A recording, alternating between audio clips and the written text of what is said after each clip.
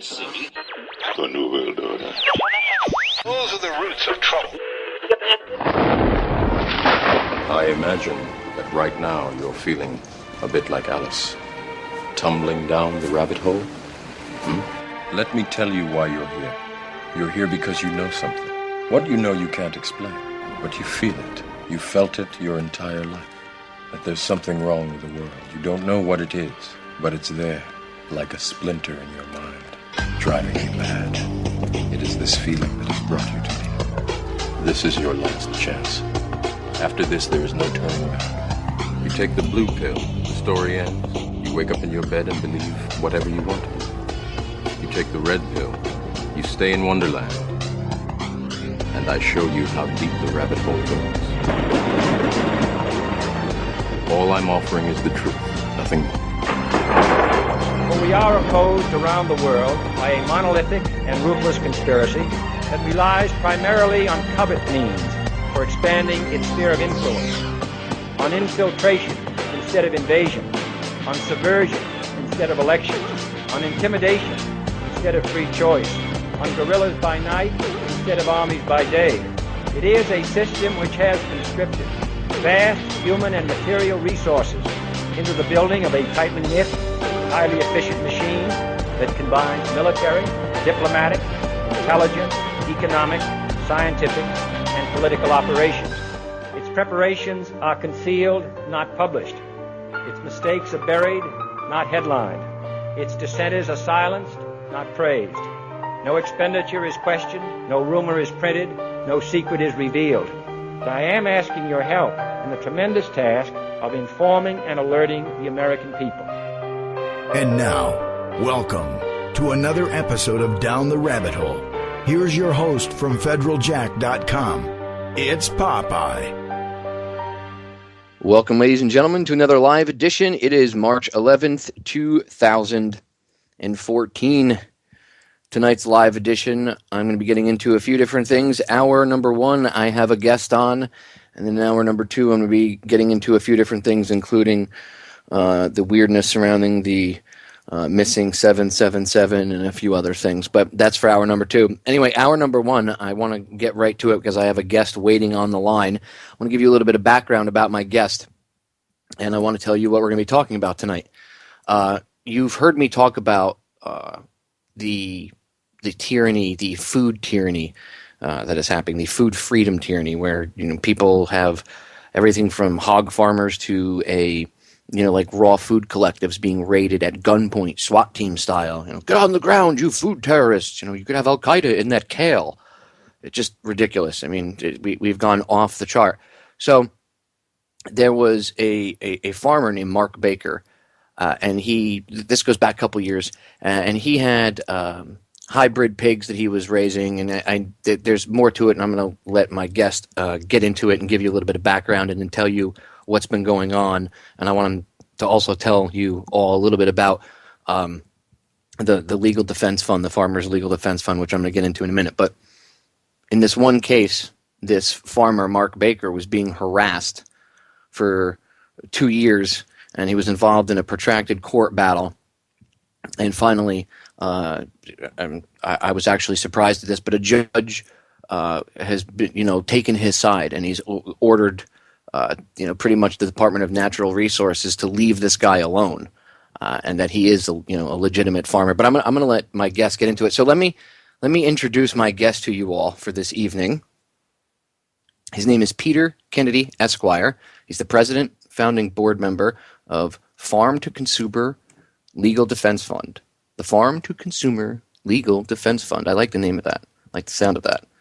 Pete Kennedy is an attorney in Sarasota, Florida, who spearheads the work of the Farmer to Consumer Legal Defense Fund. He began his work starting with dairy issues, particularly the right of farmers to distribute raw milk and raw milk products direct to consumers. I agree. There's no reason that the farmer shouldn't be able to sell it. There's no need for this bureaucracy middleman. Today, the fund works on a diverse array of right-to-farm issues, everything from oyster farming on public lands to free-range pork and farm-buying club raids. He has represented or assisted in the representation of dairy farmers facing possible state enforcement action in Florida, Wisconsin, Ohio, Michigan, and Indiana. He has helped farmers get started in the business of distributing raw milk and raw milk products in many other states. He has written articles for Wise Traditions Journal and opednews.com on the interstate ban on raw milk products for human consumption and the legality of selling raw milk interstate for animal consumption. He compiled the state raw milk laws and state raw milk summaries posted at www.realmilk.com. He is currently working with others to challenge the federal ban on interstate shipment of raw milk for human consumption. Ladies and gentlemen, let me welcome to the broadcast Peter. Peter, welcome to the show. Good evening, Popeye. So let's get right into it. What's the background story on Mark here? Why were they harassing him with his pigs to begin with? Well, they were basically harassing him for exposing the scam. What happened, Popeye, was for a number of years, the Michigan Department of Natural Resources had been trying to get rid of these hunting preserves that exist in Michigan and offer wild hog hunts on enclosed properties. The reason they're doing that is it's basically competition to the Department of Natural Resources, DNR. DNR collects fees by having people hunt on public lands, and the people hunting on these preserves weren't giving them a dime. And what finally changed things around for them a bit was they were able to get the support of the Michigan Pork Producers Association. And the support of the pork producers just got them the political muscle to be able to issue an invasive species order. I think it went into effect. They issued it, I think, in 2011. And what the order said was that feral swine, Russian boar, Eurasian boar, among other species, were prohibited under this invasive species order. Possession of them was prohibited under the invasive species order. For a violation, there could be imprisonment for up to 2 years, and I think it was a $20,000 fine. So basically, what I've been told by Mark and the other heritage hog breeders is that all pigs are descended, all species of pigs in this country are descended from the Eurasian boar. So there's this group, the Michigan Animal Farmers Association, that wanted clarification. So, as is their right under Michigan law, they asked for what's called a declaratory ruling, asking the Department of Natural Resources to further explain what exactly this invasive species order meant. And the DNR, in December 2011, issued this declaratory ruling, just basing whether a pig was illegal or not on its physical characteristics. Under the declaratory ruling, if a pig had a straight tail, it could be prohibited. And if it had a curly tail, it could also be prohibited. And there were 8 different characteristics listed, and actually a 9th characteristic that were basically, the DNR said any characteristics we're not aware of this time, but we discover of at a future time, can also be added to this and used to ban any pig.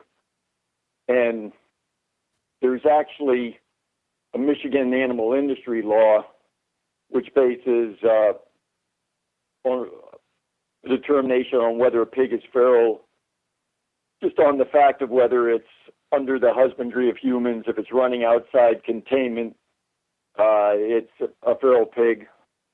And under Michigan law, I think can be shot on sight. But that wouldn't have worked for the DNR because these hunting preserves, like I mentioned, are contained. They couldn't use that definition. It wouldn't enable them to put the hunting preserves out of business. So they use this definition based on physical characteristics.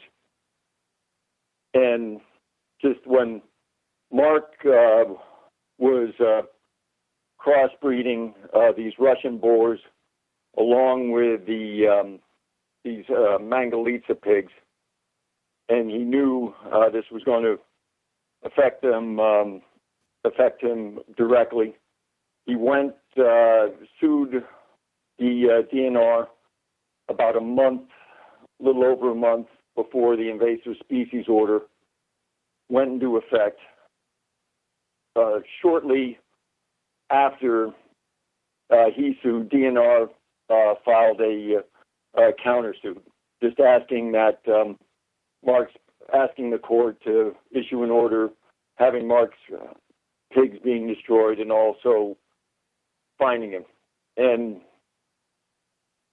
this case, like I said, I think started in February 2012, and it went.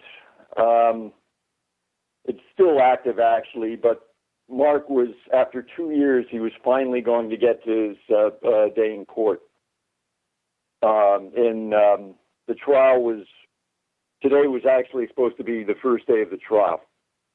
And here we have DNR saying for 2 years that his pigs were illegal. And at one time, they were actually asking the judge to fine him $700,000, which would be $10,000 for the pigs, $10,000 per pig out of the pigs they'd identified as being illegal. And just to put that in perspective, Mark's attorney, Michelle Hawley, checked all the records to see if anyone had ever been fined that much. And the only case you could find was just this farm, which was a massive polluter over a number of years, like a 10-year period or more. Only that farm had ever racked up that high a dollar figure in fines. The other thing, while this case was ongoing, that DNR did was Mark had a big restaurant business selling pork to restaurants. DNR met with USDA, or just worked something out with USDA, where USDA would not allow Mark to have his pigs slaughtered at a USDA facility. It just seems like they went to the slaughterhouse operators and just let them know that they couldn't slaughter the type of pig Mark was breeding. So that cost him a ton of money. If he couldn't use the USDA slaughterhouse, he could not sell meat to restaurants. He lost a lot of other restaurant business in the meantime. And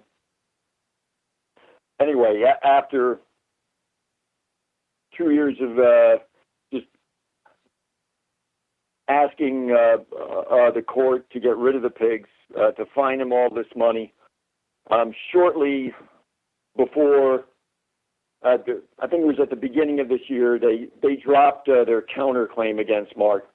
But Mark's claim against them was still alive. I mean, there was a hearing last summer where they tried to throw his suit against them out. They were unsuccessful. The judge was going to let two of the causes of action Mark had against them go to trial. So anyway, on February 26th, DNR was able to get one final hearing before the trial where the judge was going to hear yet another motion to dismiss the case. And at the beginning of the hearing, they basically stunned everyone by saying that they no longer had a problem with Mark's pigs. They thought they were legal, and that they were just, willing to let him get back in business. The judge really didn't have too much of a choice. There was no longer any dispute between the parties. Mark had been saying his pigs were legal all along, and all of a sudden the DNR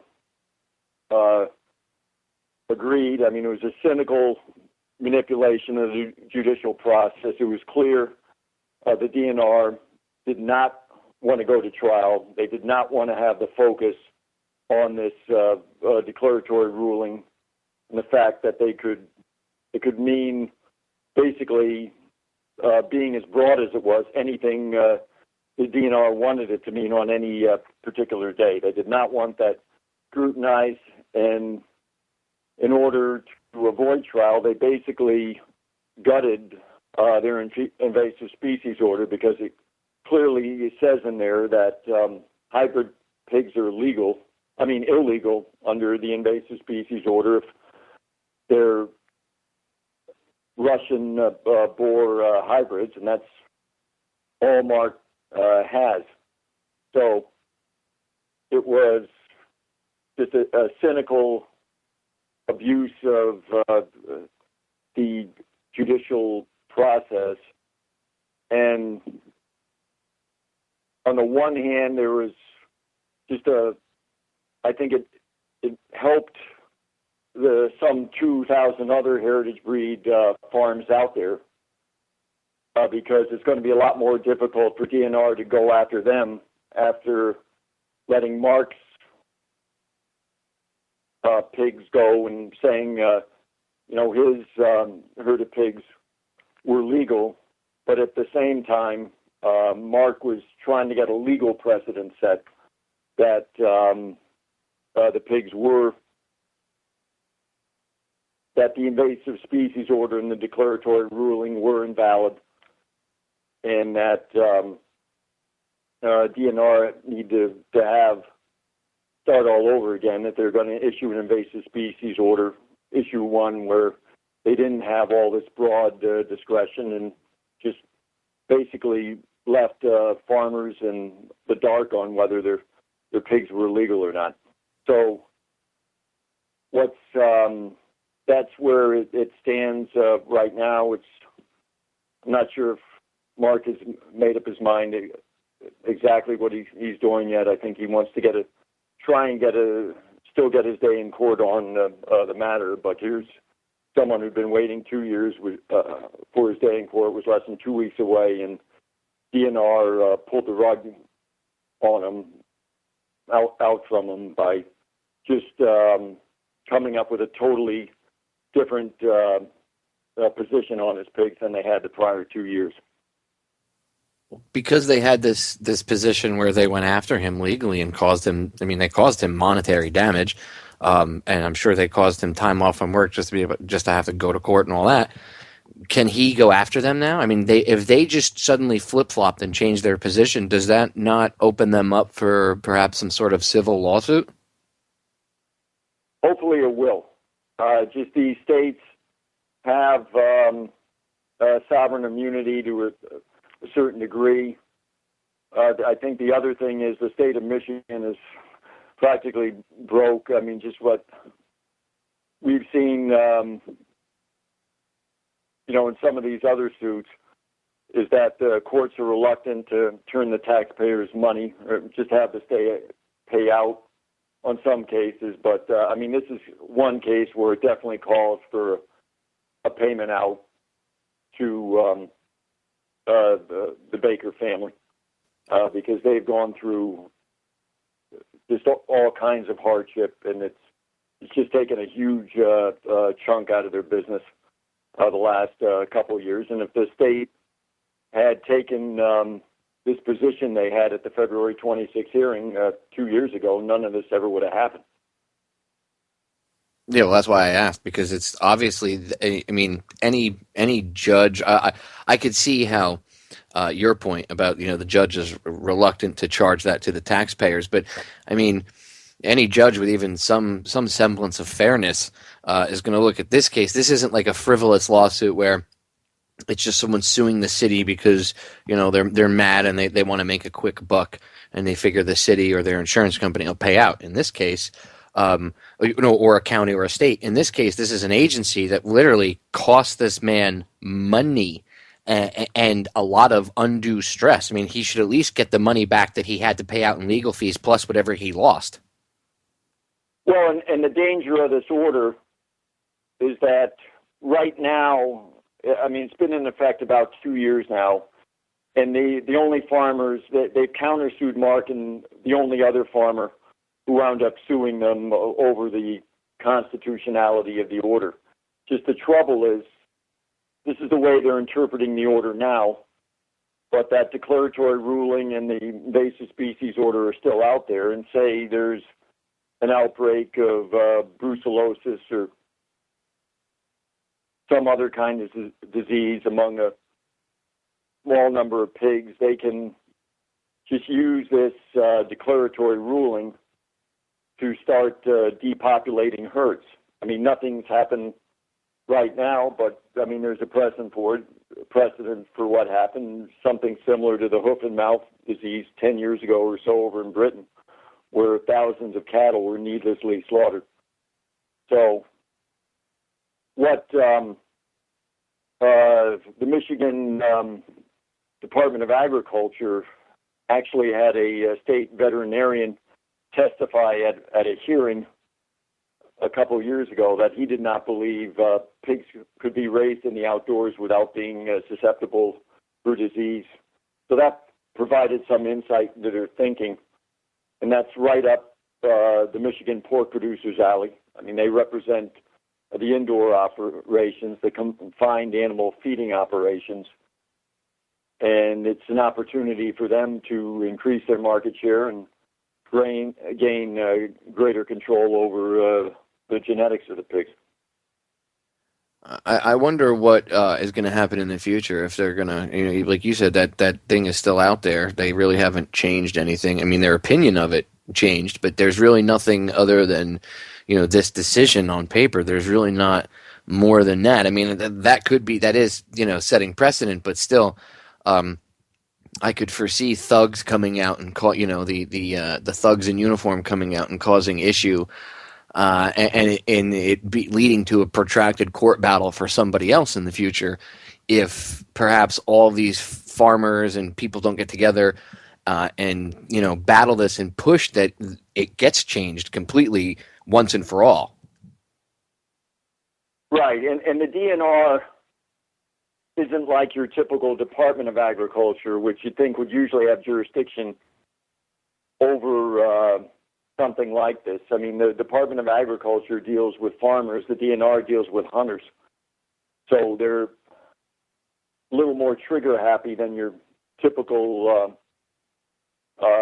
inspector you typically have with an enforcement action coming from the Department of Agriculture. I mean, unfortunately, there have been a couple of newspaper stories about Mark that have basically tried to portray him as this gun-wielding radical out there, and it's what happens in these enforcement actions sometimes is you get these people who aren't that familiar with the case. They start doing research. They see a story like that, and they get more aggressive because of it. So it's overall, I think the press has been fair, but you still have stories like this which are completely inaccurate and just not fair to the family at all. How we have about 2.5 minutes before we go to break, but how has his family been holding up? I mean, obviously this has to be very stressful on them. Are they glad that this is at least, at least a precedent has been set, and even though he hasn't gotten a chance to have his day in court, are they glad that there's at least some bit of stress off their shoulders at this point? Well, I mean, he'd be the one to speak to that. His wife, Jill, wrote something on their website after, which just indicated they had mixed feelings about it. I mean, on the good side, they have been declared by the DNR and this judge's ruling to be legal, where they would be able to use the USDA slaughterhouse again, so increasing the markets for their business. But at the same time, just the DNR caused them a lot of suffering over the 2 years. I mean, they could have quit a long time ago, but they stuck with it, trying to get their day in court. And DNR just manipulated the process and denied them that day to just avoid having a trial on the merits of the declaratory ruling. Just the other thing that's disturbing is that since the trial, there have been a couple newspaper stories. I think one of them was an AP Wire story, just quoting the press agent for DNR, saying that they still reserve the right to go out at Mark's existing herd and just possibly confiscate or depopulate pigs if they thought one of them violated the Invasive Species Order. Well, that is in direct violation of the judge's order. He dismissed Mark's case with prejudice, meaning the DNR cannot tamper with his existing herd, and yet DNR is saying they still have that right. So it's, again, just shows contempt for our judicial system. Yeah, it shows complete contempt. I'm going to pause us right there because we got the break sneaking up on us. Ladies and gentlemen, do not go anywhere. This is serious. There is a war on your freedom of choice for food. I mean, your freedom of choice for everything, but what you put in your body should be your choice, not somebody else's. We're going to break. We'll be right back. Stay tuned. We are back, ladies and gentlemen. Tonight I am talking to Peter Kennedy, President, founding board member of the Farm to Consumer Legal Defense Fund. Before we get back into Mark's case and we finish up with that and get into other cases and actually what the Farm to Consumer Legal Defense Fund is, I want Pete to take a second and plug his website and anything else he wants to throw out there, because he's been so gracious to give us his time for an hour here. Pete, go ahead and plug anything that you want to throw out there, your website or anything else. Okay, thanks, Popeye. People can find out more about our organization by going to www.farmtoconsumer.org. That's www.farmtoconsumer.org. We're a 501c4 nonprofit, just a true grassroots organization. We get no government funding. We sue government agencies. That's part of our work for violation of our members' rights. Most of our funding comes through private individual donations and just membership fees. So it's just the way we work is we might have a farmer throw a small fundraiser for us, just a consumer belonging to nutrition group or something like that throwing a fundraiser for us. So we're definitely raise the money to keep us going at the grassroots. So just anyone who's interested in talking, anyone at our organization, myself, anyone else, just about more about our work, can also call our office number. That's 703-208-3276 and 703-208-3276. Appreciate the opportunity to give a plug, Popeye. No problem. First of all, I want to say thank you, Peter, for taking the time to sit with us tonight and talk to us about this. And thank you for having the courage to stand up to the powers that shouldn't be for people's freedom. I mean, it's very hard to find people that are willing to do that nowadays. So thank you for having the courage to do that for Mark and all these other people. I know that I appreciate it as well as the listeners, and I'm sure the farmers and everybody else does too, and the hunters. So a big thank you to you. Well, it's the farmers and who are willing to stick their necks out that have the most to lose. I mean, when it's an important issue like this and you have someone like Mark who's willing to take whatever the state throws after him, we try and do what we can to help. Well, I'm just appreciative of the fact that somebody stands up for these people because, it affects us too. What happens to these farmers also affects us because that is our food supply. And if we don't stand up for their freedoms, by the way, even if you don't like the freedoms of hunters, say you don't agree with hunting or whatnot, if you don't stand up for their freedom and their right to do it, what happens if a right or a freedom that you enjoy starts to get taken away or become infringed? Wouldn't you want them to stand up for you? That's the way this works. That's the way this whole concept of this country and this grand experiment is supposed to work, that we all back each other. Anyway, back to Mark, and then I want to actually pick your brain about the Legal Defense Fund for a minute, because I think it's just a really interesting concept in and of itself. But going to break, you made an interesting statement. You said that even though the judge ruled with prejudice that the DNR could not any longer mess with him, they're saying, we don't really care. We're going to anyway if we choose that. We wake up one morning and say, oh, his pigs are now not in line with the law, and we're going to have to come and take 10 of them and kill them. And they feel that they can do that even though this judge told them, no, you can't do that. That's just incredible. Right, and there's just other evidence of their attitude was seen there by everyone attending that court hearing.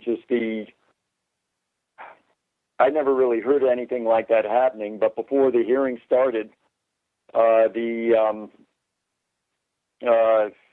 this assistant attorney general went over to Mark, where Mark was sitting with his attorney, started getting in his face, and then just started getting into it with the members of the crowd. It was just completely unprofessional conduct,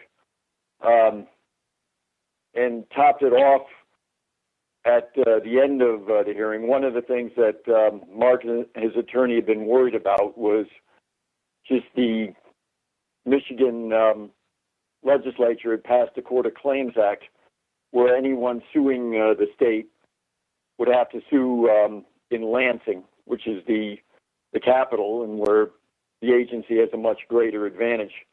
Unfortunately, for Mark, he was able to keep his case in Missaukee County, but with the stunt DNR pulled, completely changing their position, the judge did dismiss the case, and I think this attorney went up to Mark after the case and said, how do you like your court now? So just, utter contempt for the process, and just this image that the Michigan Attorney General's office in DNR was above it all. Wow. They actually came up and said that to him at the end of this all? Yeah, it's just completely unprofessional conduct.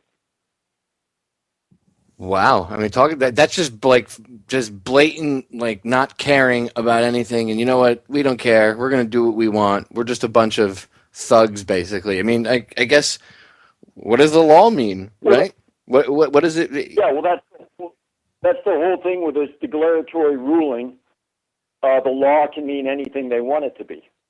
I mean, right now, they might not be taking action against someone, but the way the law is right now, they can go farm by farm and get depopulation orders. And I mean, what Mark is doing is trying to make sure that does not happen. But just they have the same cynical attitude toward the judicial process as that they did basically in crafting this declaratory ruling and the Invasive Species Order. So it's, just another way to monopolize the genetics, control the food supply. I mean, this does impact consumers' freedom of choice. If this plays out the way the pork producers would like, people have the choice of buying the white pork, the pork raised in confinement operations, and not a whole lot else. It's just insane. This whole thing is just insane that they even, I mean, how much money do you think, besides not what he lost, how much money do you think they wasted themselves as, like, the agency? How much money do you think they burned up in funding going after him? Well, quite a bit. I'd say easily six figures of their time. How much in the six figures, I don't know. But another interesting thing to find out would be is DNR funding the state in pursuing this program. They definitely work with them on this group that crafted the Invasive Species Order. But they given any financial contributions to the state to help push this through.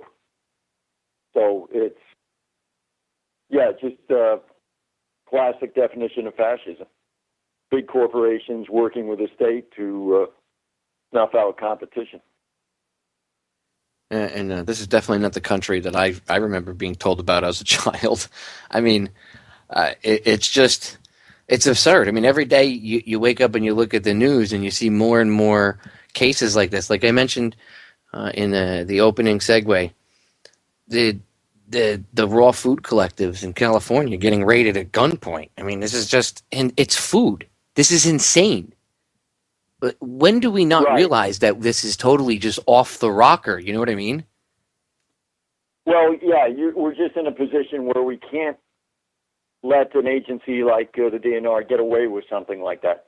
I mean, Mark is, along with this other pig farmer suing the DNR, Roger Tarun, and is trying to hold them accountable and trying to change the law so people can actually understand it. They know what it means and are afforded due process, instead of getting in this situation where words and laws mean anything DNR wants them to mean. So I think there are a lot of areas in the local food movement where things are improving. Like you mentioned at the beginning, just our organization has mainly worked on raw milk cases, and you see there hasn't been as much enforcement the last year or so. It's definitely died down from a few years ago when you had that raid in California that you were just describing. But there's still just these other areas like this invasive species order where people need to wake up and just see that their freedom of choice is being taken from them. Yeah, I think the farmers, the hunters, the foodies, and I mean even the vegans, the people that don't eat meat, okay? You all need to get together. And I know that some people are going to go, I could never get together with someone that raises animals to be slaughtered, for food. Look, whether you realize it or not, you all have the same thing in common. It's called freedom. Big surprise. Right. And it's under attack by the very same people. All of your freedoms. So unless you all band together and start sticking together and defending one another, whether you like each other or not, again, that's the way this grand experiment works. We're going to keep having this problem, and it's just going to get worse. So, right. I mean, that's how these monopolies are created. Just these companies or organizations like the pork producers can't have a monopoly unless they're working with the government, unless they've got the government doing their bidding for them. They can't. There's no way they can get a monopoly through competition. Their product's inferior to the product put out there by Mark Baker and the other farmers. So for the vegans who say, good, we'd like to see these pork producers come out of business, you've got the FDA Food Safety Modernization Act coming up, where FDA is getting much further into regulating produce. I mean, they could be next. You need to fight in all areas of the food freedom of choice arena. There are a number of different ways the government can attack freedom in this area, and just because your ox isn't getting gored this particular time doesn't mean you shouldn't care about it. Just remember the federal government and the state governments get lobbied by Monsanto on a daily basis for years now to make growing your own vegetables on your backyard, in your backyard garden, or even on like a porch area illegal. They want to make it literally illegal to grow your own food. So just remember, even if you think Right, that, and to the vegetarians or vegans or anybody, if you don't eat meat and you think, well, it's cool that, I'm glad that those pigs aren't going to get slaughtered. It's not about that. That's like a red herring. It's about your freedom of choice. They're going to come after you too. Trust me, they already are. right. And Monsanto has done a good job monopolizing the seed supply. This is monopolizing pig genetics. They're both about control. So you don't want to see control in any area of food. You just want the local. You want self-sufficiency in food. You want to get as much of your food as possible produced locally. You don't want to have to rely on imports like the United States seems to do. You'd like to have transparency and traceability in the food system, which is really being able to buy from a farm where you can set foot on it and get an idea of what they're about instead of buying some product where the ingredients were made in maybe 8 different countries, 10 different states. You want to be able to buy a hamburger where the meat came from 1 cow instead of 1,000 cows in number of countries, again, number of states. Yeah, and it also not only does it give you more control over your food and more knowledge of actually what you're eating, but it also supports the local economy. So it's a win-win. I mean, you're getting healthier, cleaner food for yourself, and you're supporting your local economy, and everybody's happy. It's that happy ending. There's a greater multiplier effect, I think, when you have a prosperous local agricultural system. The dollar turns over more in the community, creates more work. Is what you've happened with the commodification of agriculture and these monopolies in the different areas of agriculture. Is it's just depopulated the countryside in a lot of areas, and that's what the Farm to Consumer Legal Defense Association is about. Is that we'd like as many of these small farmers to get out of the commodity system as possible and just have the right to direct market the products of the farm to the consumer and have diversified farms where they're not relying on just one crop for a living. We got about 10 minutes left. I want to focus on that right now. Where did this idea for the Legal Defense Fund come from? Like, when did it start, and how did the idea, where did it formulate? Where did it come from? Well, I mean, there are really 2 food systems right now, Popeye. There's the conventional or industrial food system, which has almost all the food dollar, and then the local food system, which is growing but still has a small percentage of the food dollar. And really the food at the center of the confrontation between the contention between the 2 systems is raw milk. Raw milk is kind of the gateway, from what we've seen, to the farm. I mean, it's what gets people on the farm in the first place. Once they're there, they might buy meat, poultry, eggs, and produce, but just from what we've seen, it's what gets people on the farm initially more than any other food. Same thing with conventional grocery stores or supermarkets. Milk's a perishable product. It's what gets people into the supermarket, and once they're there, they'll buy other products as well. So, we were started mainly in response to these enforcement actions against raw milk producers going back about 10 years or so. And we started in 2007. Just our founder, Sally Fallon Morrell, is the president of Weston Price, which is one of the biggest raw milk advocacy groups. So she saw these enforcement actions, saw there was an unlevel playing field, just realized these agencies would be able to drag these farmers through these administrative judicial proceedings, deplete them of their resources, and legal defense fund couldn't take care of all the expenses they had, but they could take care of the legal expenses, which is a major expense. And typically when we represent someone, they don't, they pay us little or nothing beyond their membership fee. So what we were able to do in a lot of these cases is just level the playing field, where the state was not able to bully farmers and drive them out of business. Just one of the biggest cases we had was last year when we represented this Wisconsin dairy farmer, Vernon Hirschberger, who was charged with 4 criminal misdemeanor counts for violating the state food and dairy code.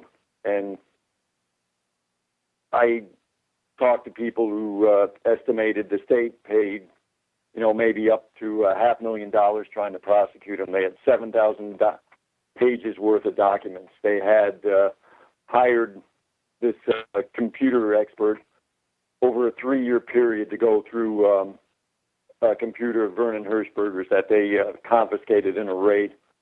And they, just as they got closer to the trial, they just were trying anything they could to wear him down. There was one pretrial hearing after another over any number of issues, and when it was all said and done, he was acquitted on 3 of the 4 counts by a jury of his peers, and was able to keep on feeding his community like he had been. So this is one of the better examples of how we're able to take on the government bullies and protect the people we represent. That's really what they are. They're just bullies. I mean, there's really no rhyme or reason. I would understand. Yeah, and I think that's something Mark Baker has brought out. I mean, it just seems like it's to a point where the state really doesn't know what to do with them. They're not used to someone standing up to them, and they've really just done some things like trying to find someone who's never really broken any law other than allegedly this invasive species order, $700,000. It's just a sign that they're not handling a situation real well where someone is actually standing up to them. Well, they're handling a bunch of children. I mean, it's almost, it's like I could understand if they were following, the letter of the letter of the law, and I'm doing air quotes when I say that, whatever's on the books, right, according to what it is on the books. But they had a different stance. They were going after him for any little thing. Their reasons could be for whatever, and then suddenly they were challenged. They didn't know what to do, so they changed their opinion. But then they still flaunted in his face and like, well, even though we changed our opinion and the judge ruled on it, we're still going to screw with you if we want. Like they still got to be that 11-year-old tough guy kid that's trying to pick on you on the playground, and you stood up to him, and as you're walking off like, yeah, he's still, talking to you. Oh, you'll see, I'll get you, you and your friends. I mean, that's basically what they're acting like. They're acting like a bunch of 11-year-old children. There's no reason once you go past the law and the rules and even a judge's ruling, and you're still pushing the issue and harassing this guy, it comes to a point where you have to ask yourself, why are these people doing that? I mean, why? Are they getting off on their little petty power? You know what I mean? The other thing is that they really disrespected the judicial system, where the way they pulled off that dismissal. And, I mean, the judicial system can get their measure of revenge for them, too, through this judge by awarding damages to the Baker family and just sending a message to the government agencies that they can't get away with this kind of thing.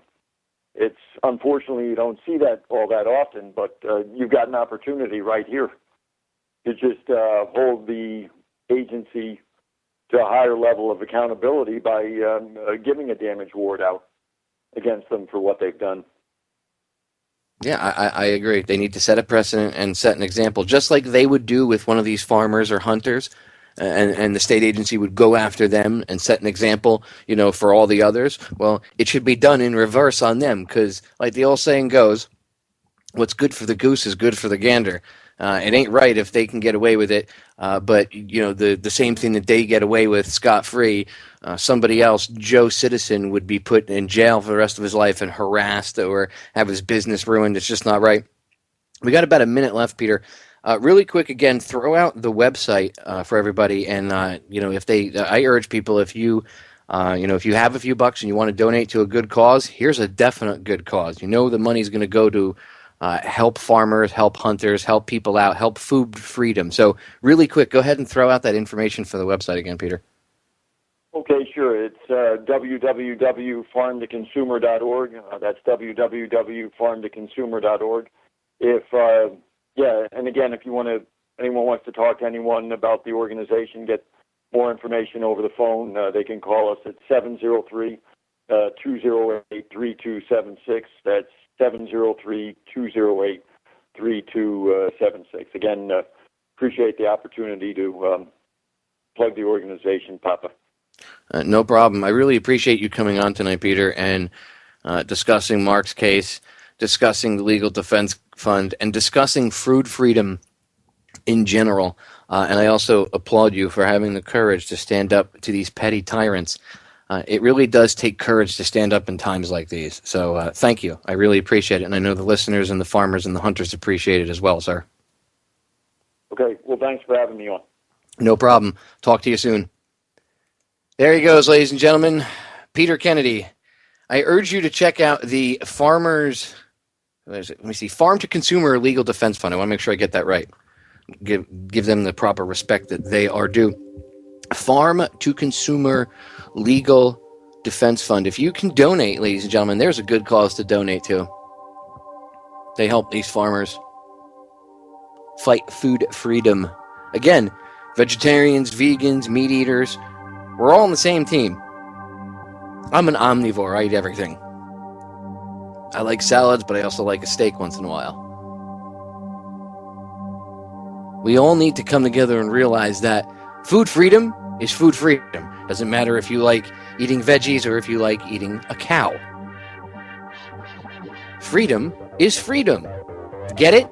This is Sparta! All right, ladies and gentlemen, we're going to break. We'll be back in 3 short minutes. Do not go anywhere. When we get back, we'll get into a few other things, including where that plane went. A little weird in there. Stay tuned. Ladies and gentlemen, we are back with hour number 2 here on tonight's live edition of Down the Rabbit Hole. I'm your host, Popeye from FederalJack.com. It is March 11th, 2014. Awesome guest in the first hour, Mr. Peter Kennedy. I'm going to make sure I'm going to take the first hour of the broadcast. I know I always put it up on YouTube in 2-hour full format, which I will, but I'm going to make the first hour of that one a special 1-hour separate podcast version archive as well, and spread that out because that was just a really good interview about food freedom. I was talking to Peter during the break. I'm going to have him back on to talk about raw milk and other stuff. He's a very, very knowledgeable fellow. And as I said, I was serious when I said food freedom affects all of us. It really does. I mean, we have to eat to survive. Their little petty controls on food aren't about making things safer for you or me or anybody else. It's about control, because he who controls the food controls everything, controls the whole world. You can't eat oil. You can't eat gold, and you can't eat bullets, but you can certainly eat food, and you can certainly drink water. Think about that for a minute. Just think about that for a brief minute. Anyway, while you're thinking about that, I want to change gears. I want to get into my weirdness topic at the beginning of the hour number 2 here, the weirdness of the 777 that disappeared, the Malaysian Airlines flight that just completely disappeared. A little bit weird, right? Malaysian Airlines Flight 370 239 passengers, ladies and gentlemen. Now, Mike and I briefly talked about this on Friday. We came back in final segment, and I said, because I just seen it come across my my desk, that the plane had been missing. And we were surprised that at that point that they had not found it yet. And that was only a few hours after it had gone missing. We were surprised that they couldn't find it. And it's been like 4.5, 5 days. Obviously, the plane's got to be somewhere. It's got to be on the ground. It can't still be in the air. The question is has it landed somewhere safely? Has it disintegrated in midair? Did it crash into the ocean and sink? There's a lot of things that don't make sense about this whole thing. And I know people are writing articles about it, and there's a lot of different theories. But there is a lot of weirdness surrounding this whole thing. I mean, the area that it sunk in, supposedly, well, the depth of the water, I should say, and the area that they think that it could have crashed into is only like 200-300 feet. I know that sounds deep to some people, but to my fellow sailors out there, you understand that ain't deep. They've had to recover black boxes from much deeper depths. So the question remains, how could they not find a plane in 300 feet of water? Especially with the technology that they have. The black boxes give off a signal, and there is radio equipment that is used to track it. There's also a homing beacon for planes in distress. When I was in the Coast Guard, one of the first things that they taught us is every plane crash, like every commercial large plane, even Cessnas and stuff, Learjets, anything like that, any plane flying, I should say, and any boat out there has an emergency locator beacon. Now, even if I remember correctly, now by law you're supposed to have it, and I know the Coast Guard busts your balls to look. I don't know if they've changed it, but I can't see why they would have. I mean, I know when I was in 10 years ago, that was one of the things they looked for. You're supposed to have that even on small boat. Now, it's up to the owner to go purchase it, but that would allow somebody to be found. Now, on larger aircraft, they have a bigger, more commercial version of that, a more powerful version, we'll say. It's just very odd that a large plane like a 777 went missing. Now, you can turn the transponder off. That's a possibility, but if there were terrorists, because that would be the only reason why I could think of that someone would turn the transponder off. If there were terrorists, don't you think by now they would have a video with all of the passengers lined up somewhere on a football field or something? Maybe the plane in the background? Cobra Commander would come out of his little, underground realm in the mountain there. The top would open up and you'd see the inside of this football field, and there'd be the plane that they sucked in with their tractor beam, and he'd be laughing. Ha ha ha ha. I mean, that's what you'd expect, right? Some terrorist organization that was able to hijack a 777 and have it steer off course and go somewhere else. This whole thing is weird. I'm not saying that I know what happened at all. It could have been terrorism, but I really don't think it was. You'd think by now people would have been, hooping and hollering that they actually did it. And there's a couple people trying to take credit here and there, but there's always idiots that try to latch on and take credit, just like you have copycat killers or when there's a serial killer, and even people that take credit for it that didn't do it at all. People are weird. But this is really strange, this whole thing. Perhaps it got shot down. And, who knows? The possibilities are endless. I mean, we could speculate. Let's put our speculative hats on for a minute, okay? Everybody wants to talk about this. I know that they do. They've been wanting to talk about it all weekend. So let's chat about it for a second. What could have happened? Well, a litany of things could have happened. If they can't find the wreckage, I would guess that it probably didn't crash into the ocean, per se, like one piece. You would think that if they couldn't find it, it would disintegrate it in midair. Now, if it disintegrated in midair, explosion, catastrophic mechanical failure of some sort, which is possible. I mean, at those speeds and at that height, something something all you need is the wrong thing to happen. And yeah, I mean, you get something catastrophic happening. There's no recovering. Those planes are super heavy, and it would start to dive and perhaps tear itself apart. I mean, it's happened before. There were planes of, torn apart in mid-flight. Of course, sometimes they've actually been able to land some of them. Sometimes they haven't. Sometimes they have crashed and killed everybody on board. But you would think by now they would have found the plane. I think what's even stranger is the fact that they say that they have no idea. Now, you could say that perhaps aliens came down and abducted the plane into some mothership. That could be true. I saw one person comment, is it possible that the plane just flew too high and flew into outer space and it's just floating around in outer space and they just haven't seen it yet? No, it's not. I don't even know why that possibility would come into your head. For a number of reasons. But they would have seen it if it was out there because it would have been considered a near-Earth object and the satellites would have picked it up. So I think in that case, they would have seen it if it was flying out into outer space. That being said, that's not how it works. I think you should go back and take a basic science class again. Oh. Anyway, so yeah, the alien mothership could have sucked up the plane. Hijackers could have taken it to some lair.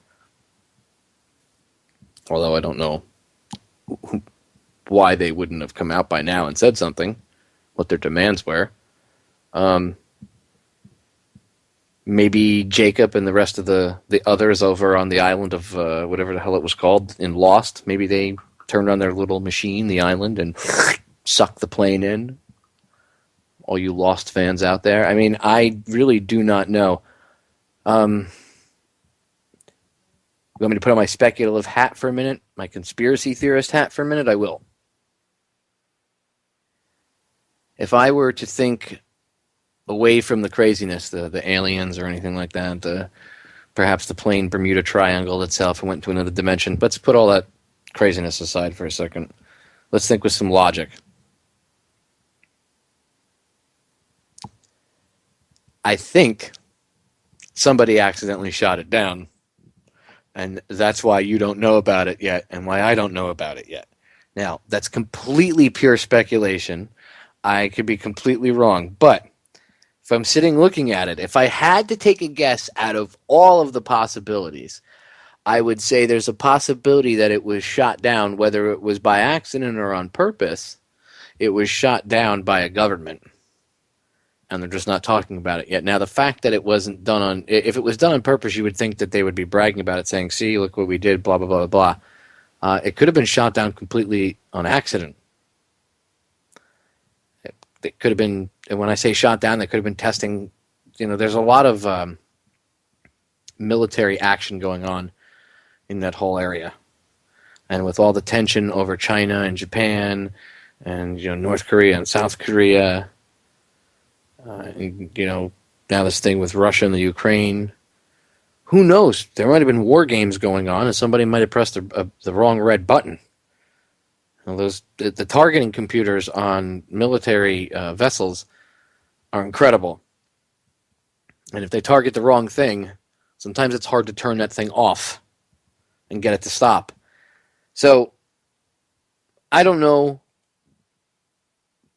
for sure 100% what happened. If I had to look at it with a little bit of logic, I would say it's, more than likely it might have been accidentally shot down and they're trying to figure out how they're going to handle it, and they're recovering bodies and blah blah blah blah. If you wanted me to put on my conspiracy theorist hat,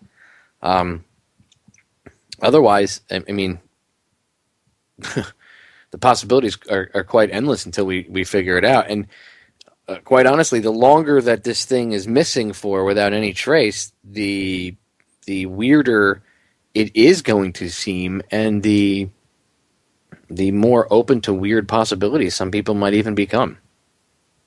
Is it going to be the truth? we'll only know when we find out, right? When we find the plane, or we figure out eventually what happened.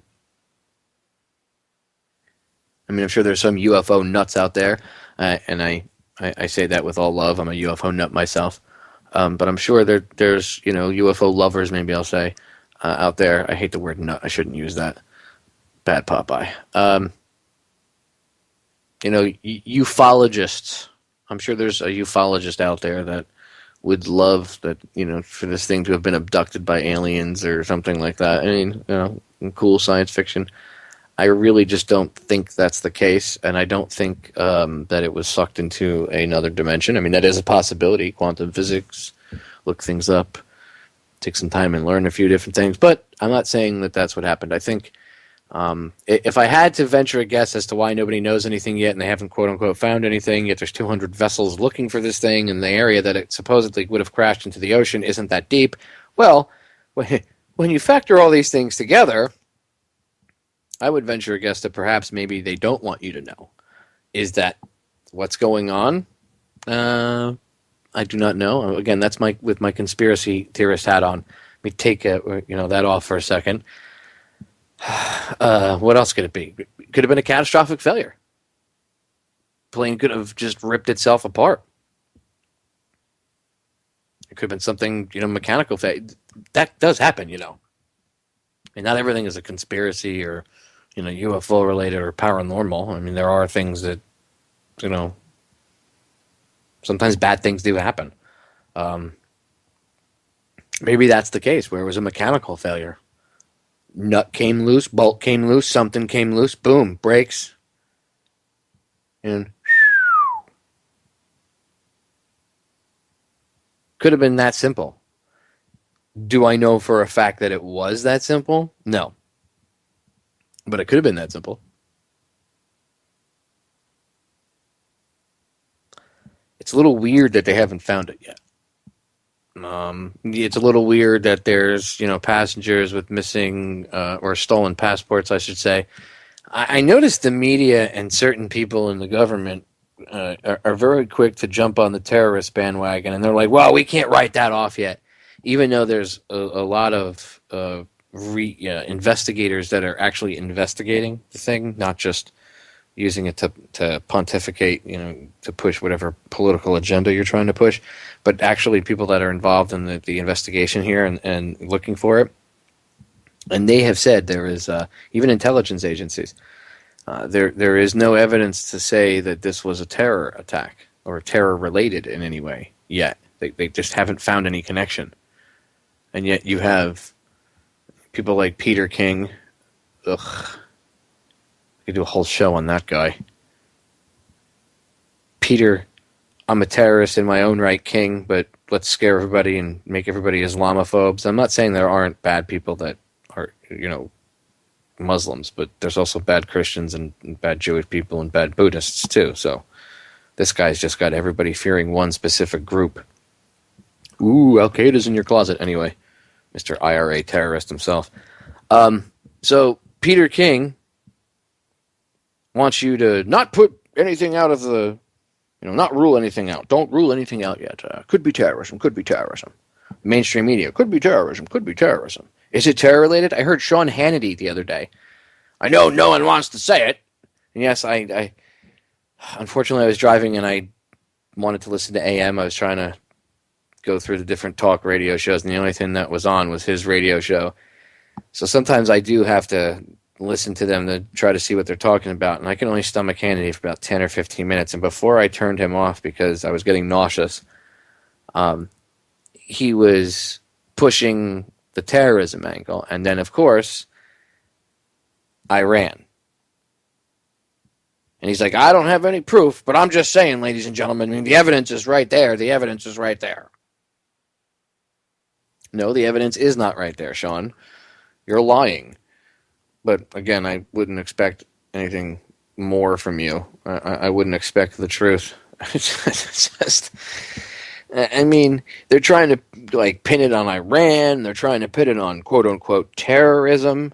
I mean, they would love for 777 to go disappear, to the bottom of the drink somewhere, or get blown up or whatever, or hijacked by terrorists. They would love that, even if it wasn't faked, it was real. the powers that shouldn't be would love it because they would exploit the hell out of it to push fear. You see, oh my God, we need checkpoints in the plane. You need to have TSA fondling you for the entire trip. We're just going to have a TSA agent per passenger. So we're only going to be able to take half the normal load because the other half will be TSA agents, and it'll be passenger agent, passenger agent, passenger agent. They'll be fondling you the entire trip. It'll be really an uncomfortable trip, especially if you're doing a long-haul 12 to 14-hour flight. Ooh, you're in for a doozy. Have fun with that. You're probably going to have issues and need therapy after that flight. I mean, this is just insane. So yeah, they would totally push in Bizarro World for that type of police state activity, even if it were a real event. But I don't know if it is or not. I'm not saying terrorism because there's no evidence to support that right now. There's no evidence to support that the UFOs took it either. There's really no evidence to support anything. There's no evidence. There's no plane. There's no wreckage, which that in itself is weird. But is that the truth? Again, is the possibility out there that they could be lying to you and they accidentally shot it down or something and they don't want you to know about it? And say, okay, maybe they didn't shoot it down, but if you even look at the question of why would they not want you to know about it? Well, then you have to surmise that maybe they did shoot it down or something like that happened. I heard the mainstream media even talking about comets. Oh my God, could it have been a comet? Could have rogue comet? Could have flown through the atmosphere and taken the plane out? Really? You don't think the near-Earth, the near-Earth satellite system that they have tracking all these near-Earth objects floating around the outside? You don't think the satellites that track all that stuff? You don't think they would have noticed a comet or something coming in? Might just slip right by them. You don't think like NORAD would have tracked that coming into the upper atmosphere? Because that's what they do. Intercontinental ballistic missiles go up, like just on the edge of the atmosphere and just about into space and then come back down. But I guess NORAD doesn't have to worry about that. I guess they just wait for the missile to get like pretty much right on target and then it tracks it, right? That's how it works. I mean, supposedly NORAD can track Santa Claus. I don't know how they wouldn't be able to, them or any of these other partners in the sky tracking system, these other militaries. I don't know how Russia or China, how could they not see it? I mean, you got to think. You got to use your head when you're thinking about this stuff. Think. Again, with the terrorism angle, why would Iran? I screamed at the radio. I called them an effing liar. The people in the car next to me thought I was insane. You should have seen them looking at me like, what the hell is he yelling at? But I just screamed at Hannity on the radio when he was talking about Iran. I said, you're, a liar. Why would Iran attack one of their own allies? Well, what do you mean? Well, it was a Malaysian Airlines flight, but there was a lot of Chinese passengers on there. There was only three Americans, one guy and two kids. I don't think Iran was trying to terrorize them or trying to take them out. It makes no sense. So there's mostly Chinese citizens on board this aircraft, right? Or a large part of the largest portion of the passengers, we'll say, are Chinese. Why would Iran take them out? That wouldn't affect us in any way, shape, or form. It wouldn't affect our national security in any way, shape, or form. Why would Iran attack China, one of their allies? Hello, Marty McFly. Anybody home, McFly? Huh? Anybody home? Use your brains. That doesn't make sense. So when you get bombarded with that crap, don't fall for it, ladies and gentlemen. Use your brain. You were all born with an incredible computer. You are all smart. You are all better than that. Don't buy into that crap. Such garbage. Iran could have done it. How would they have benefited? You have to think, if someone did something like this, how would they have benefited from it in order to do this? I mean, taking out a 777 with 239 people, doesn't matter what country you do it to, you're going to piss that country off. Okay? You're going to piss that country off. And something's going to happen from it if you're another country or a terrorist. It just doesn't make any sense. Why would Iran do that? Don't buy that crap either. That's people using this to push an agenda, and they'll only use it as much as they can, and then once the truth comes out, they'll push it could be terrorism, you never know. Yeah, and Santa Claus could have come down and been running a couple months late and running behind, and I forgot little Timmy, and accidentally collided with the plane, or a meteorite could have come down, or the UFOs could have come got it, the reptilians or the Pleiadians or whoever else could have sucked it up into their tractor beam. Maybe Darth Vader and an Imperial Star Destroyer came in and ate it. I mean, it could be a lot of things. The possibilities right now are endless. But to run around and almost act like it's terrorism, shame on you, mainstream media. Shame on you, Sean Hannity. Shame on you, any of you politicians that push that. Peter King. Again, really? Those in glass houses should not throw stones, sir. Yes, I'm talking to you, Representative Peter King. That's right. Mr. Terrorist Extraordinaire himself. Go look it up, ladies and gentlemen. This guy wants you to be afraid of one boogeyman while he supported another one. Oh, what? What? Politicians lie and they support things that are bad for us and they actually support bad people? Yeah, you should actually go do your research. Just utterly ridiculous. Okay, they'll use any excuse. They'll hop on anything that they can and label it terrorism. I'm surprised they didn't. They might have mentioned 9/11. Who knows? I can't listen to them for like more than 30 or 40 seconds now at a clip because it literally just makes my head it's like, ow, I have this throbbing pain in my forehead. Ow, you're making me hurt. Ow. Oh. Or I have fits of rage where I scream at the radio and the people in the car next to me are like, whoa, this guy needs, he needs to take a Joe pill. It infuriates me to hear lies.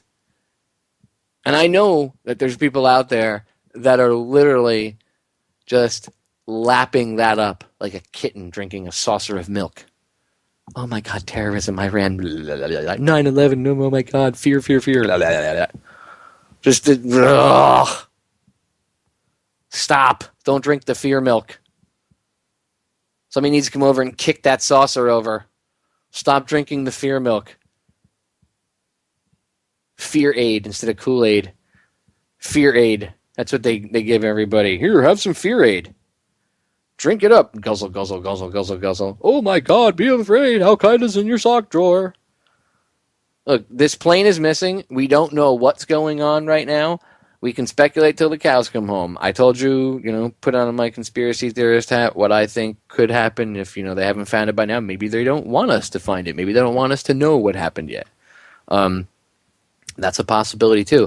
But really the possibilities are endless at this point. Anything is just speculation. And I mean, even the mainstream media and a lot of these investigators are pretty much speculating. They don't know. They admit. And when the mainstream media is openly talking about maybe aliens came and got it, there's that theory, Bermuda Triangle. And they kind of chuckle, but not like, oh, ha, ha, ha, ha, ha. Anyway, break coming up. Don't go anywhere. We'll be back in a few short, quick minutes. Stay tuned. Got a few other things I want to talk about. We are back, ladies and gentlemen. Final segment of tonight's live edition of Down the Rabbit Hole. I want to get into an article I just wrote earlier this afternoon. It's up on federaljack.com. It's titled, Marco Rubio, quote, "We have to make a few changes to trigger a new American century," end quote. Does that sound familiar to any of you, ladies and gentlemen? Let me repeat that last portion of his quote. A new American century. Does anybody recognize that phrase? Anyone ever heard of PNAC? The Project for a New American Century? Interesting that he would use a term over and over and over and over and over again. Him being Rubio. He's been speaking. He spoke today at Google, or at an event hosted by Google, and there was one other organization there. And he spoke there. He spoke at CPAC. And then He was on the Kudlow Report on MSNBC. And he was talking the same propaganda. And I'm sure you'll see him on Fox pushing it. I'm sure he might even go on CNN and push it. I don't think people realize what he's pushing. He's pushing the line of propaganda that was put forth by the same people that created 9/11, the same people that created the Bush administration, the same people that created what we have now. They transformed our way of thinking after 9/11 from this peace-loving, partying, all love and happiness bunch of people to this warmongering, afraid of everybody in our own shadow, and oh my God, Al-Qaeda's in the corner. PNAC, the Project for a New American Century. It's a think tank. It consisted of people like Paul Wolfowitz, Donald Rumsfeld, Dick Cheney, Jeb Bush, Richard Pearl, John Bolton, Scooter Libby, Richard Armitage, William Crystal, and others. All men with connections to big oil, multinational corporate industries, all poised to make huge sums of money and secure huge tracts of power and influence if, policy goes through, right? And a lot of people say, well, PNAC's not together anymore. It's kind of defunct. It's not okay. So maybe they're not in public, but you don't think these guys could get together and have a sit down somewhere at someone's estate and talk? Maybe a couple of them, and then they have different organizations, different people that they work through. Maybe they realize they can't do it through PNAC anymore because it's been exposed, so they just change up. Now they work through other people like, oh, look, Marco Rubio, spewing their same type of propaganda. PNAC put out a document in 2000 called Rebuilding America's Defenses. Okay? And this is all in the article that I wrote. It's up on federaljack.com, again, under the featured article section. And I put, just in case the name PNAC, also known as the Project for a New American Century, doesn't sound familiar to you, allow me to introduce you to them. PNAC is a think tank whose members include many of the core policy advisors for the Bush administration. They have become notorious for articulating the need for a, quote, new Pearl Harbor, end quote, in its 2000 policy paper titled Rebuilding America's Defenses. In the document, they cite a potential problem with their plan.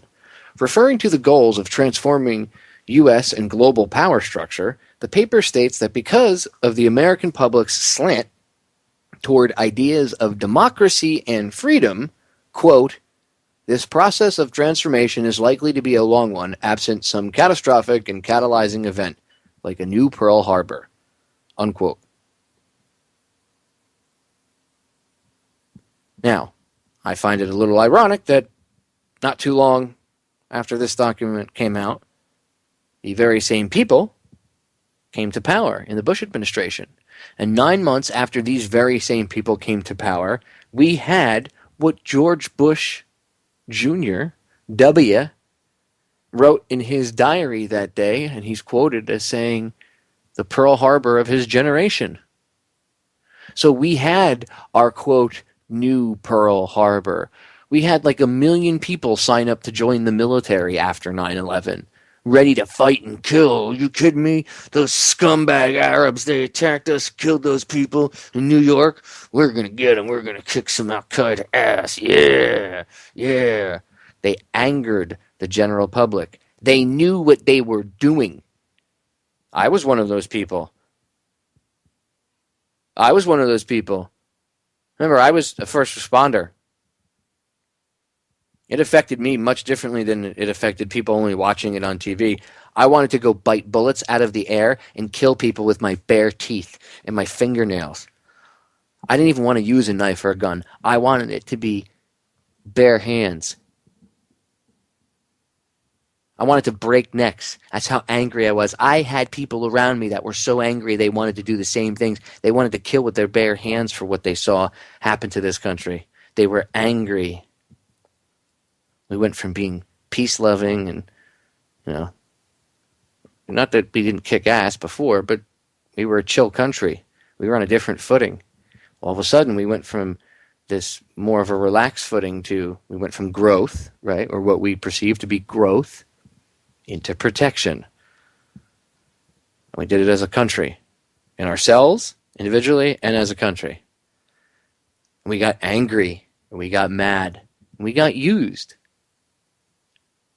Now, it's not just irony that these very same people that document that put this policy document together saying that we need a new Pearl Harbor were in power, a year and a half later when that new Pearl Harbor happened. It's not coincidence. It's not, oh, isn't that weird? It's not weird at all. It happened for a reason, okay?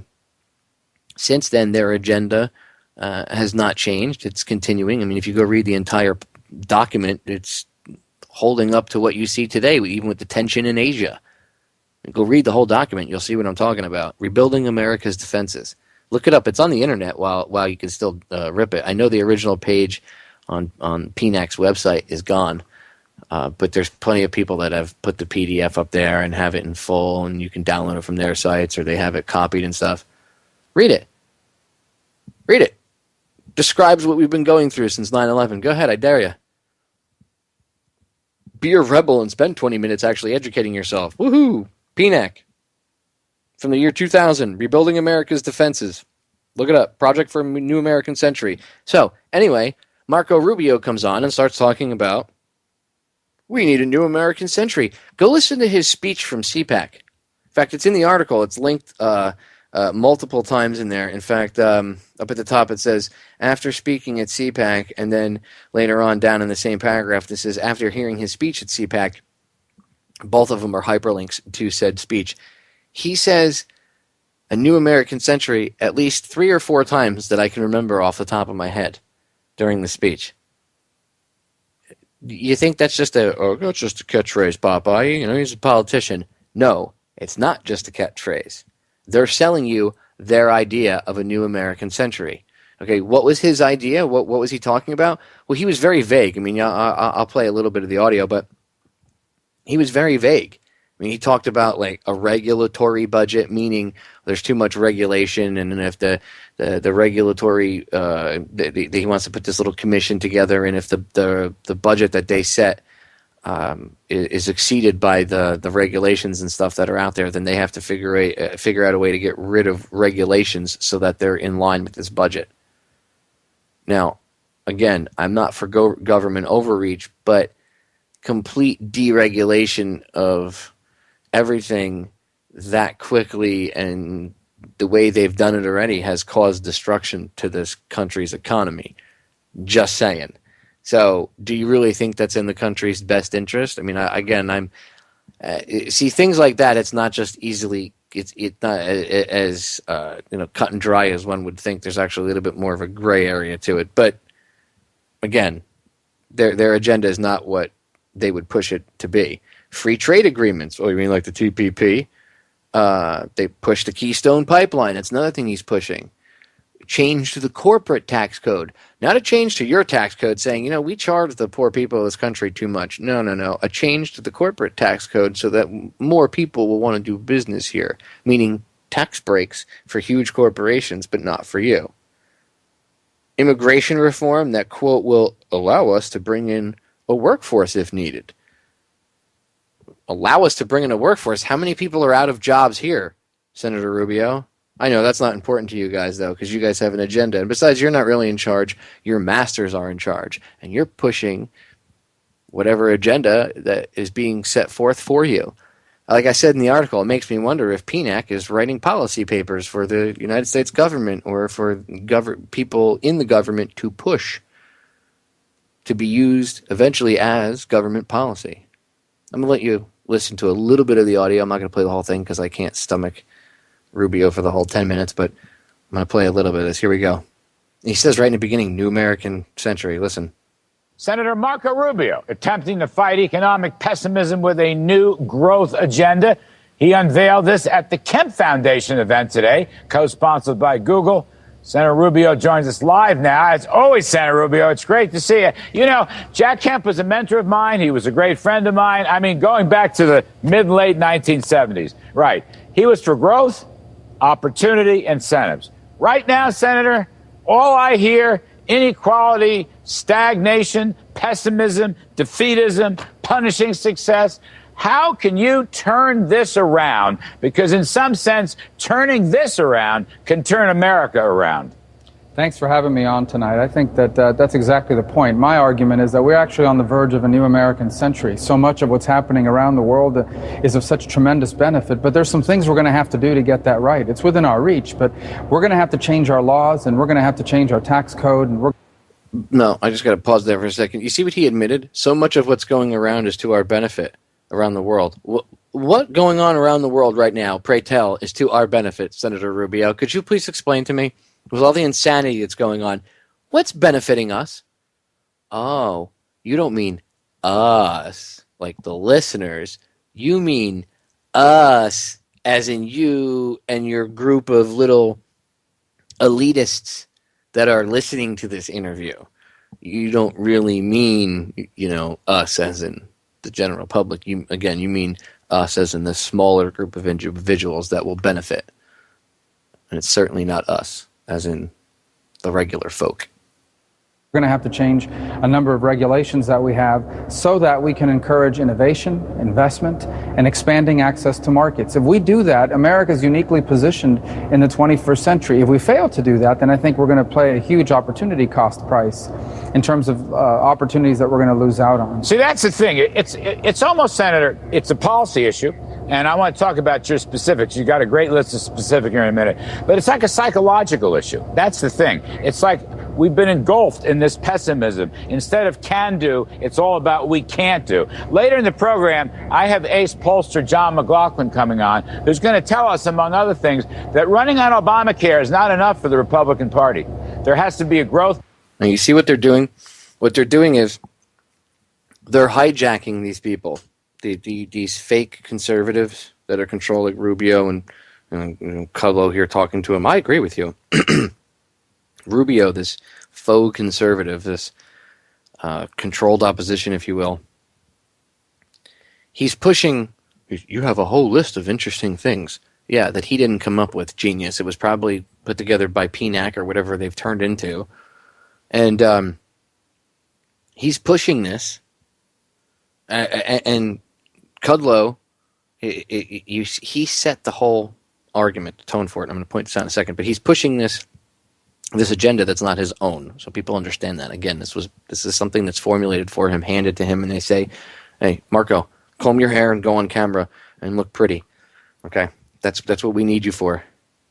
But Kudlow is setting the argument up here that the present administration, remember, only one of two choices, right or left, choice A or choice B. The current administration, which obviously is, people would say lefty, right? Left-leaning, if you believe in the whole left-right lie, they're all about pessimism and, not about what America can do.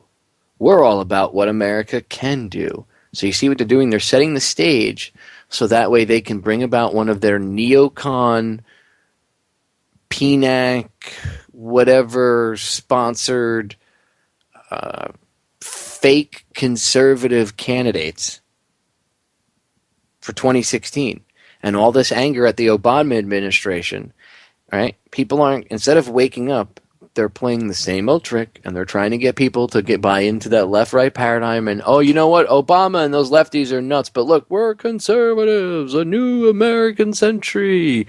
And there's a lot of people with conservative values out there that are very, they're pissed off at the GOP. They're very pissed off at, the liberals or Obama and, the Obama bots. And now they see these guys acting like they're a little bit different than the quote-unquote establishment GOP. Oh, look, an alternative. They're not an alternative. They're controlled by the same douchebags that brought us 9/11 and the police state that we all now enjoy. The very same police state that Obama and his administration ramped up, yeah. It was created by the same people that are trying to get back in. Can you only imagine what it'll be like if they get back in? I mean, the other people are bad enough, but these people, You remember how much of a police state it was after 9/11? Not that it's not now, but you remember how quickly it turned? You think it's bad with Obama? Just wait. It'll be just as bad or even worse because the agenda will keep going. There will be no change for the good. What, are you going to vote Romney back in? No, Romney's too rich. I'm going to vote for Rand Paul. You might as well jump off a cliff. Seriously, you might as well vote for your dog. It would be a less wasted vote.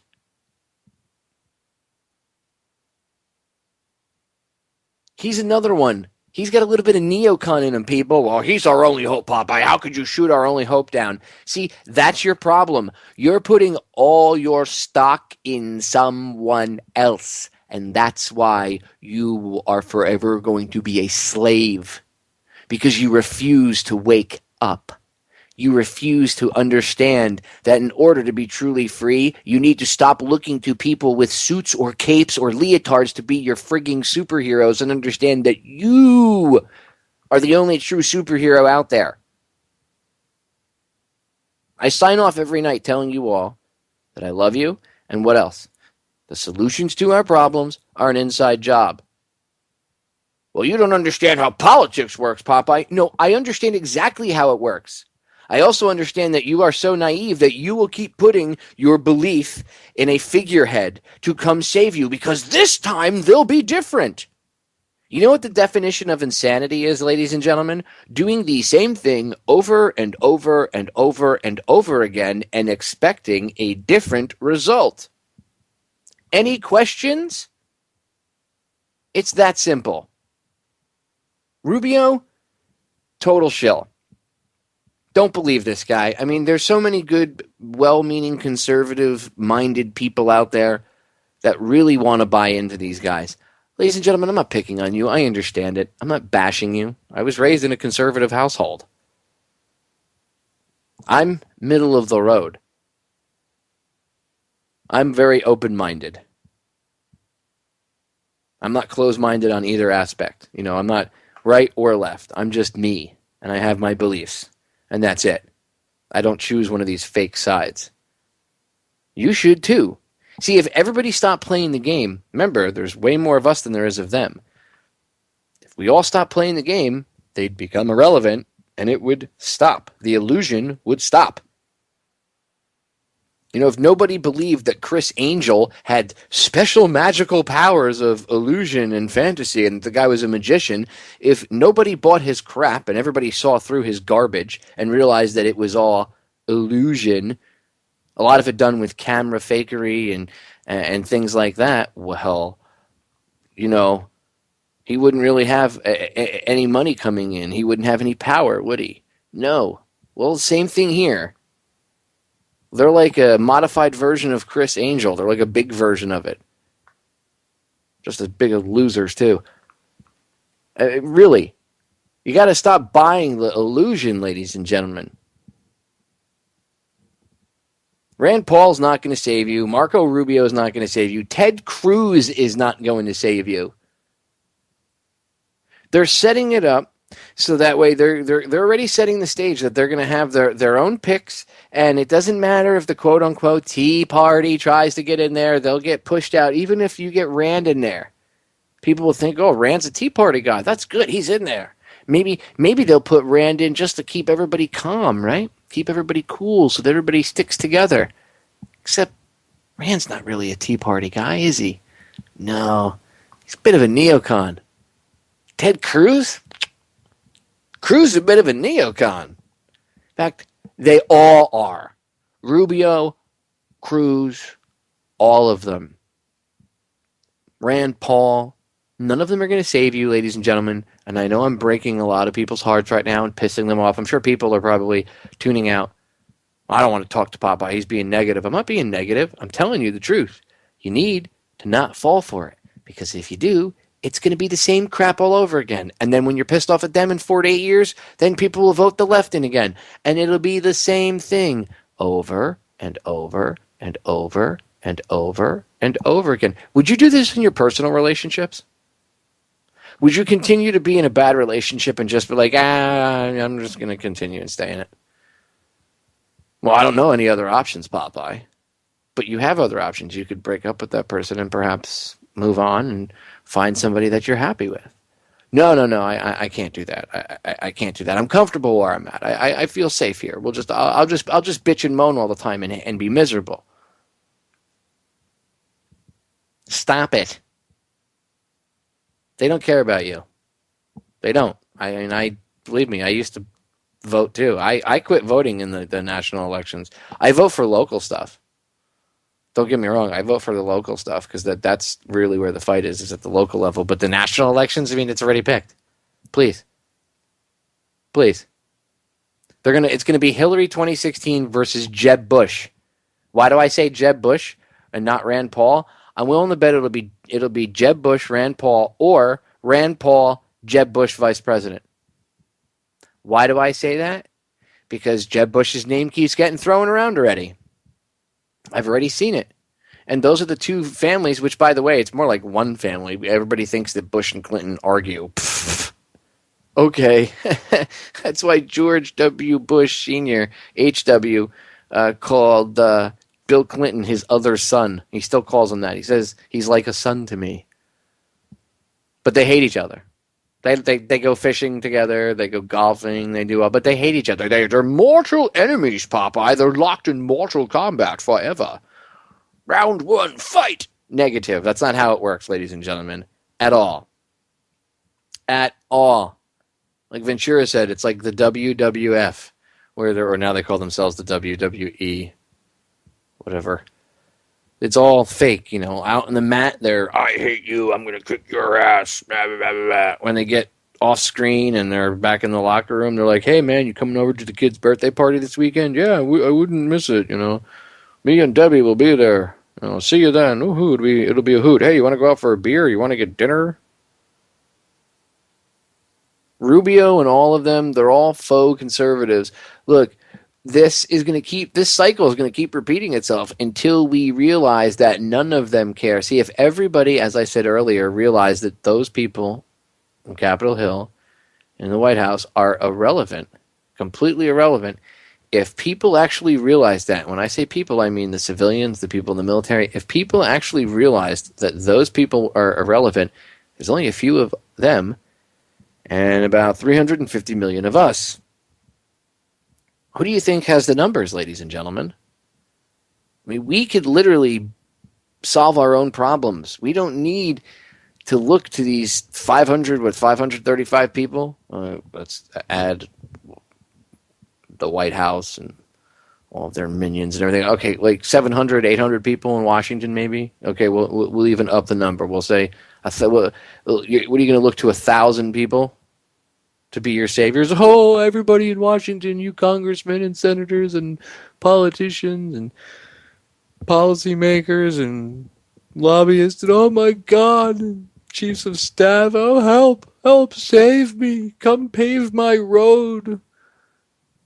I cut my finger, I need you to come put a Band-Aid on it. You'll be bleeding to death before they come and put a Band-Aid on it, okay? Seriously.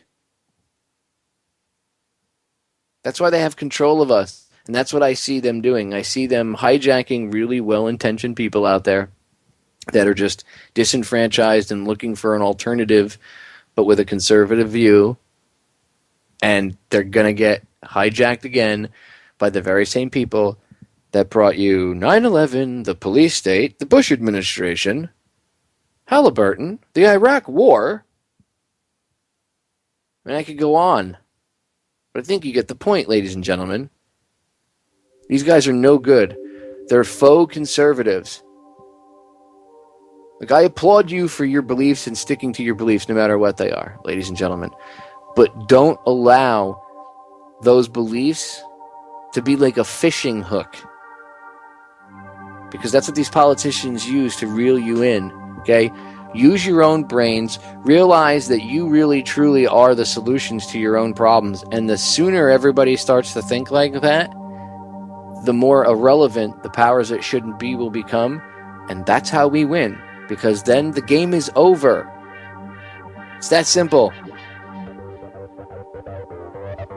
This is Sparta! It's time to stand up. Ladies and gentlemen, we're out of time. I love you all, truly and deeply. The solutions to our problems are most definitely an inside job. I will catch you all again tomorrow night. I love you all. I'm out of here.